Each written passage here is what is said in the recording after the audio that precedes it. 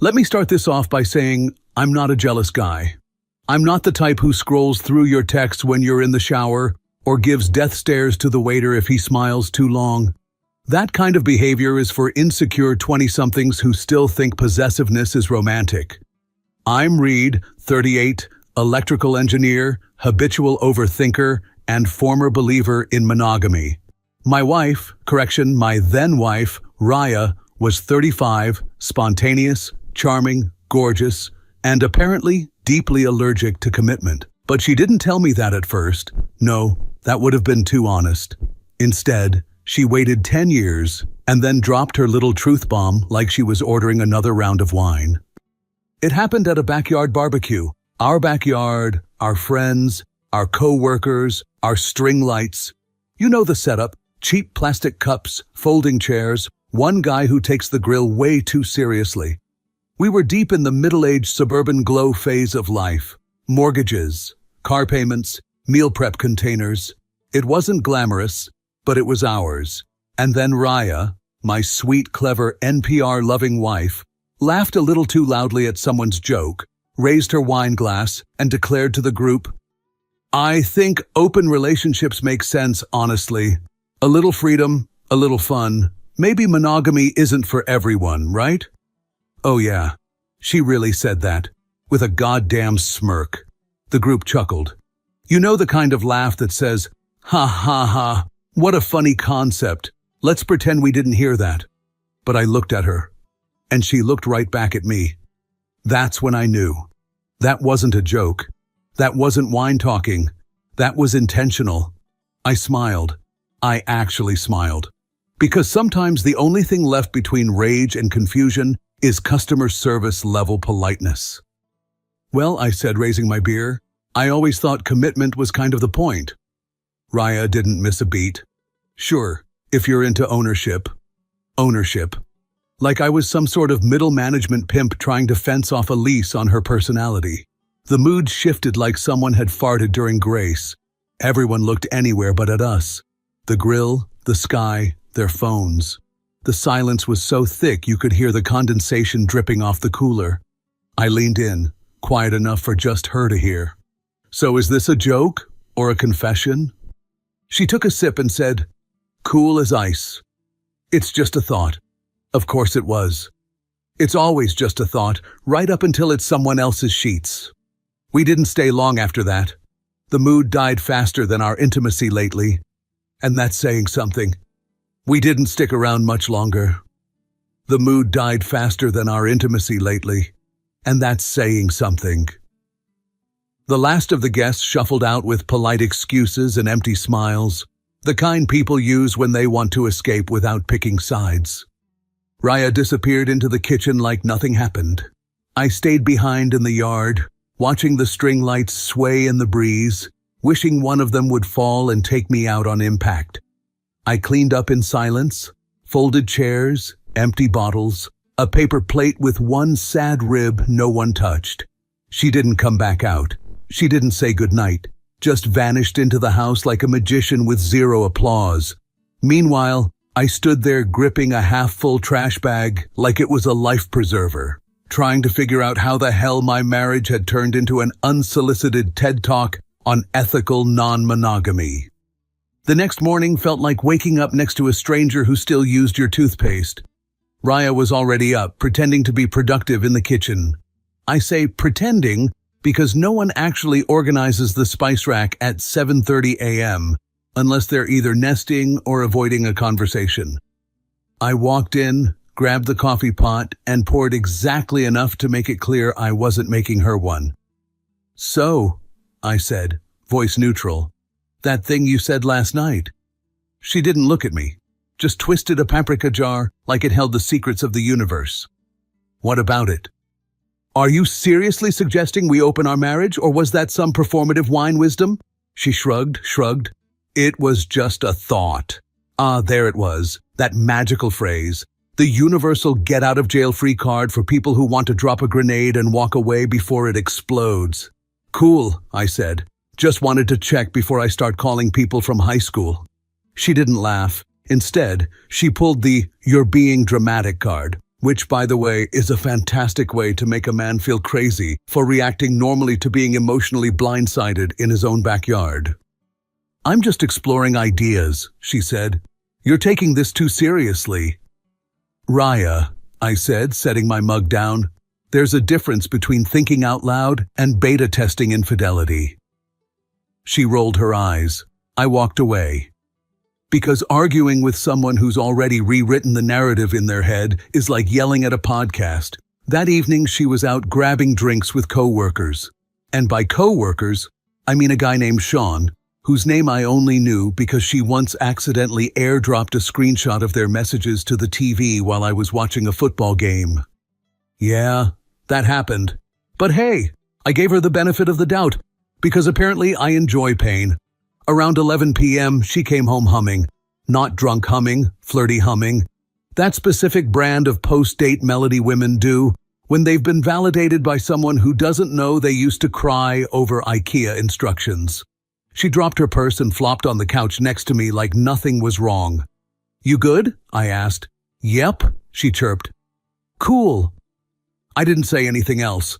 Just let the silence settle. That's the thing about silence. It doesn't scream. It strangles. Quietly. A few nights later, we were sitting across from each other at the dinner table eating reheated stir-fry like two co-workers who got stuck at the same layover. "I've been thinking," she said suddenly, between bites.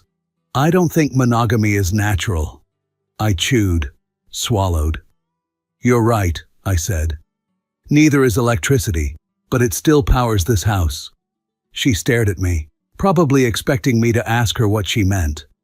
I didn't, because deep down, I already knew. It was a few days later when I caught her. No drama, no snooping, just dumb luck and terrible lock screen etiquette. She'd left her phone face up on the counter while she was in the shower. I wasn't even trying to check it. I was reaching for the damn charger. The screen lit up. "Last night was incredible. Same time tomorrow?" I froze. Not in pain, in absolute unfiltered clarity. All that just a thought crap? Turns out her thoughts had a name, a schedule, and apparently great stamina. She came out of the bathroom in a towel, humming again. "Your phone went off," I said casually. She glanced at it, paused, blinked. "Oh, that's nothing."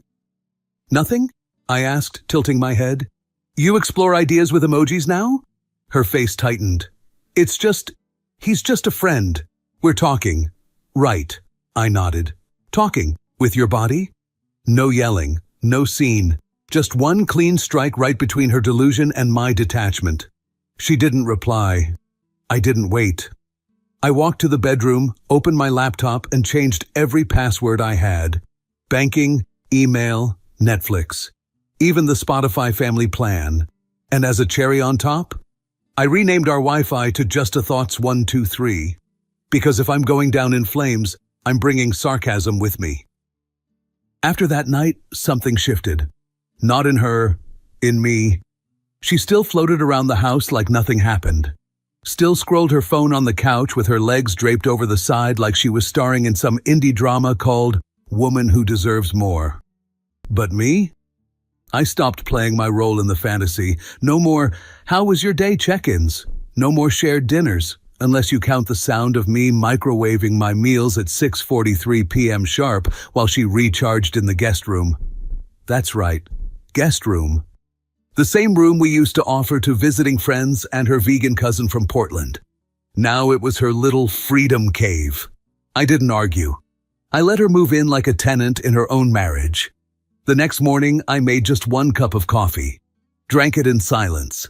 Didn't ask where she was going. She noticed. Oh, she noticed. She stood in the hallway with her bag, looking confused. "Aren't you working from home today?" "I am."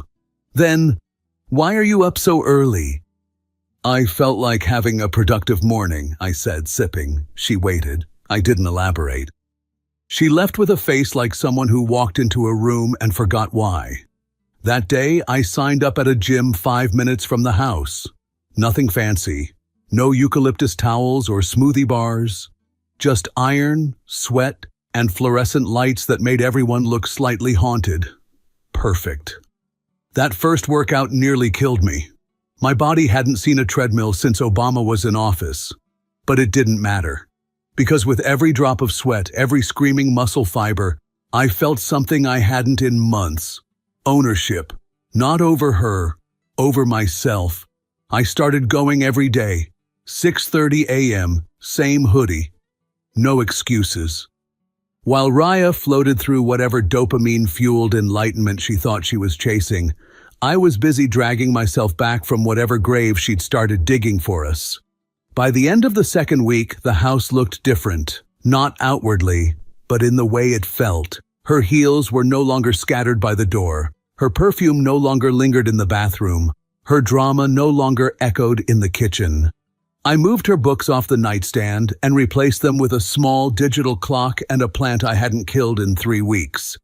Progress. I started sleeping better, started thinking clearer. Even my Spotify algorithm got the memo. Less moody acoustic sadness, more hard-hitting drum lines with titles like "No More Mr. Nice Guy." Then came the shift. She walked in one evening, heels clicking, hair perfect, smile a little too practiced, and paused in the entryway. The house was clean, the dishes were done, laundry folded, and I was on the couch reading, completely unbothered by her dramatic "I'm home" energy. She blinked. "You cleaned?" "I live here," I said, not looking up. "You didn't used to do the laundry." "I didn't used to live with a roommate either." Silence. She stood there for a moment, like she was deciding whether to play nice or throw a tantrum. She picked confusion. "You've been quiet lately." I finally met her gaze. "And you've been loud." She flinched. Not much, but enough. And that was when I knew. She was starting to feel it.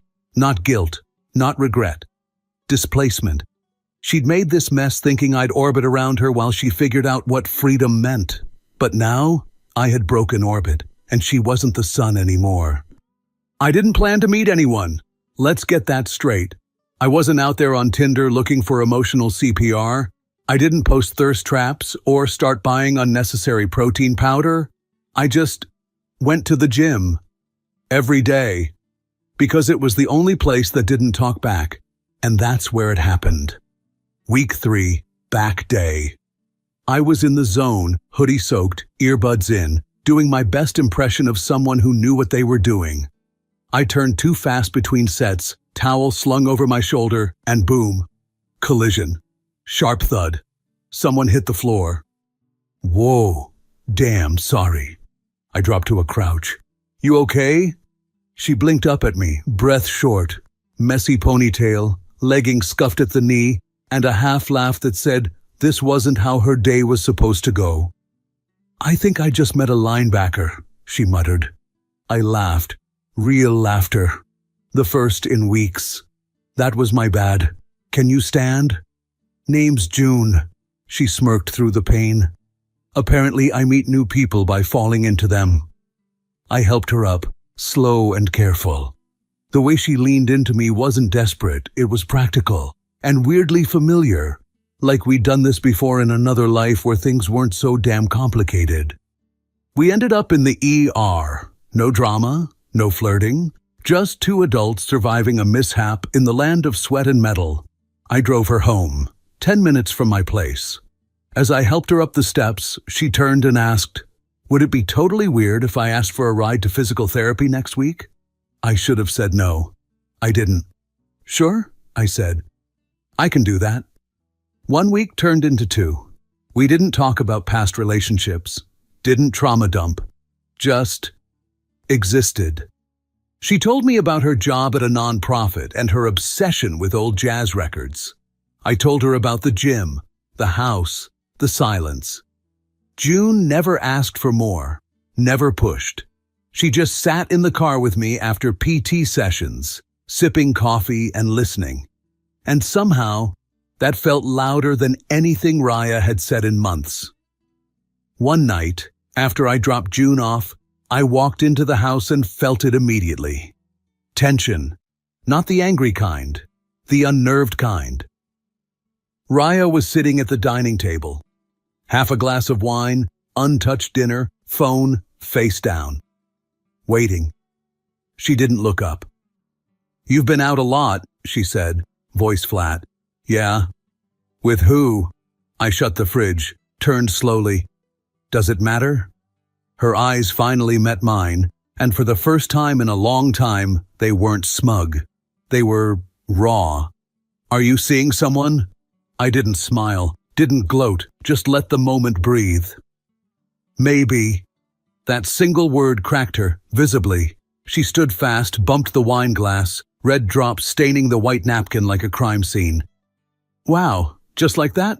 I tilted my head. "You're surprised? I thought we were figuring things out. I meant me, not this." "Ah, there it is." "Right," I said, calm as ever. "You were figuring out how to have everything. I was figuring out how to survive it." She stepped closer, voice rising. "You said you weren't looking." I wasn't, but sometimes things find you. And just like that, silence.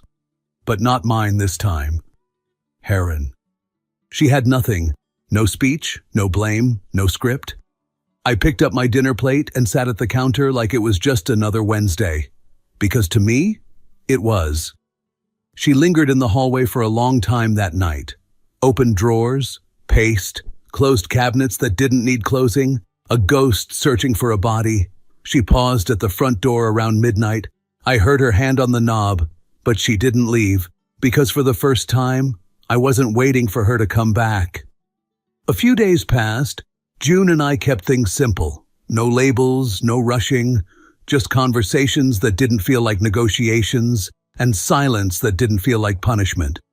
She had a way of making stillness feel safe, which, after months of walking on emotional eggshells, felt like discovering oxygen. One quiet afternoon, we met up for coffee. Nothing fancy, just a little corner cafe near her building. Exposed brick, crooked tables, baristas with too many piercings. The usual. We grabbed a table by the window. She told me about a woman from work who accidentally donated 12 pounds of expired couscous to a food drive. I laughed. Really laughed. And that's when the door opened. I didn't need to look. I felt it. Raya. Because of course. She hadn't seen me at first. She looked tired. No makeup, hair in a bun, hoodie slightly too big. The "I'm doing fine, thanks" uniform of someone who's not. She ordered, phone in hand, eyes half-focused, until she turned. And saw me. And her. She froze. June noticed my change in posture. "You okay?" I nodded slowly. "Yeah, just a ghost." Raya didn't walk out. Of course she didn't. She stormed over, like the place owed her something. "Seriously?" she snapped, voice sharp enough to cut through the cafe's indie playlist. "This is how you humiliate me? With her?" June blinked, stayed calm. Queen behavior.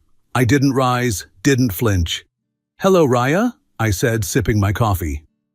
"You couldn't even pretend to be discreet?" "Discreet?" I raised an eyebrow. "You dropped the open marriage speech over coleslaw and red Solo cups." People were watching now. Forks paused midair. A barista turned the music down. Raya looked like she wanted to explode. June stood quietly behind me, hand resting gently on the back of my chair. "Steady. You're really doing this? You're just moving on?" I looked at her, calm as the damn ocean. "Raya, you wanted freedom. Not like this." "What did you expect? That I'd stay frozen while you explored yourself over cocktails and coworker abs?" She opened her mouth. "You said you didn't want control," I continued, voice still low. "So I let go. Completely. Congratulations." "You're cruel," she hissed. "This is cruel." I leaned back. You know what was cruel? Rewriting the rules mid-game and handing me the broken pieces with a smile. She blinked. That one landed. "You don't even care anymore, do you?" I finished my coffee, looked her dead in the eye. "Raya," I said, clear and final, "isn't this exactly the kind of relationship you wanted?" Silence. Her face crumbled just enough to reveal the truth. She never wanted freedom. She wanted power without consequence. And now she had neither. June touched my shoulder lightly. "Let's go," she said gently. I nodded. We walked past Raya without another word. As we stepped out into the crisp air, June asked again, "You okay?" "Yeah," I said. "Really okay." And for the first time in a long, long time, I meant it. That night, I didn't sleep. Not because I was upset, because my body was still catching up to a reality where I didn't owe her anything anymore. No explanations, no emotional CPR. Just the quiet, steady rhythm of letting go. At 6 a.m., I made coffee. 1 cup, like always. Sat at the kitchen table and pulled out the envelope I'd been keeping in the drawer under the old takeout menus and expired coupons. Divorce papers, signed, notarized, clean. Like cutting off a dead branch before it infects the tree. I laid them on the table, flat, open, waiting. Raya came out of the guest room just after 7, wearing the same sweatshirt she used to steal from me on lazy Sundays. Funny how fabric can hold memories longer than people. She stopped mid-step when she saw the papers. What is that?" I didn't look up. "You already know." She walked slowly to the table like it might bite her. Opened the envelope, read the header. Her fingers trembled. "You already signed them?" "A week ago." "You didn't even talk to me about this." I finally looked at her. "You talked enough for both of us." She stared at me, jaw tight, tears threatening but not quite forming. "I never actually cheated, you know. You know that, right?" I nodded. "Doesn't matter." "What do you mean it doesn't matter?" "I mean the damage wasn't about what you did," I said, voice steady. "It was about what you stopped doing. You stopped choosing me." She sank into the chair like her knees gave out. "I thought maybe we could fix it. Start over." I gave her a look she used to know well. The look I gave contractors who missed deadlines. The look I gave airport kiosks when they lost my luggage. The calm, unmoved finality. There's no over left to start. "You really don't care anymore?" "I care," I said, "just not enough to stay." Her face crumpled. Not dramatically, just defeated. And still, I didn't reach for her, because that wasn't my role anymore. "You were supposed to be the one who fought," she whispered. "You always did." I stood. This time, I fought for me. Then I turned and walked out of the room, left her there with her sweatshirt and her freedom, and the echo of what used to be us. I packed a bag, no rush, no storm, just precision. When the sun came up over Phoenix, I was already gone. The divorce was finalized 3 weeks later. Quick, clean, no fault. Arizona may be dry, but let me tell you, nothing dries out a marriage quite like a lawyer named Barry and a stack of paperwork taller than your last Christmas tree. Raya didn't contest anything, didn't cry in court, didn't ask for more time or clarity or closure. She just signed. With that same expression she used when choosing wine at Trader Joe's. Bored, distant, slightly annoyed at the options. Afterward, she texted me, "Guess that's that." I didn't reply, because, yeah, that's exactly what that was. The next day I picked up the rest of my things, took what was mine, clothes, a few tools, my guitar, and the air fryer she never learned to use but always claimed credit for buying. Left behind the rest. The couch we picked together. The wedding album she hadn't touched since hashtags were invented. The memory of who I used to be. My new apartment wasn't fancy. 1 bedroom, thin walls, carpet that looked like it survived at least 1 indoor hurricane. But it was mine. My space, my rules, my silence. And silence, I learned, can be holy. No more waiting up for someone who stopped calling. No more emotional roulette every time the front door opened. No more pretending I didn't notice the slow, quiet corrosion of us. As for June, we kept it simple. Still no labels, still no plans. Just 2 people learning how to exist again without apology. She didn't try to fix me. Didn't pry. Didn't ask what went wrong with Raya.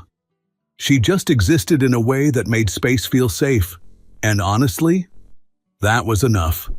We'd meet for walks, share terrible takeout, laugh at our own brokenness like it was some sort of dark sitcom with no season finale in sight. And slowly, very slowly, life started to feel like something I didn't need to brace for. I lifted heavier at the gym, started cooking real meals, read books that weren't just left behind by my ex-wife's abandoned book club. Hell, I even started sleeping through the night again. No dreams, no nightmares, just the quiet hum of peace. People ask if I regret it, if I wish I'd tried harder, if I miss her. Here's what I say. I don't miss her. I miss who I thought she was. There's a difference. She wanted freedom, and she got it. But me? I wanted peace. And now I have it. Not fireworks, not revenge, just stillness. And sometimes, that's the loudest kind of victory there is.